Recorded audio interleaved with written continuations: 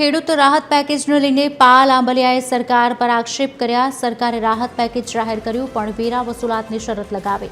કાલાવડમાં ટીડીઓએ તલાટીઓને બાકી વેરા વસૂલ કરવા આદેશ। સહકાર વિભાગનો લેટર પણ શંકાસ્પદ। પાલ આંબલિયાનું નિવેદન, ટેકાના ભાવે ખરીદી કે સહાય આપતા પહેલા વસૂલાતનો હુકમ। ખેડૂતોના વિરોધ પછી બંને લેટર પાછા ખેંચાયા। આવા આદેશ કેમ જારી થાય છે તે એક સવાલ। સરકારનો ઇરાદો ખેડૂતોને મદદ કરવાનો નથી।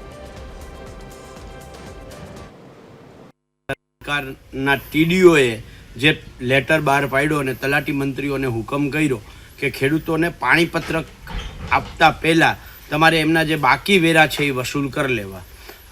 આવી જ રીતે સહકાર દ્વારા જે એક લેટર બહાર પાડ્યો હતો કે ખેડૂતોને જે રીતે ટેકાના ભાવે ખરીદી અથવા તો સહાય, આ બેમાંથી એક, એ લેટર પણ ક્યાંક ને ક્યાંક શંકા ઉપજાવે છે કે સરકારની દાનતમાં ક્યાંક ને ક્યાંક ખોટ છે।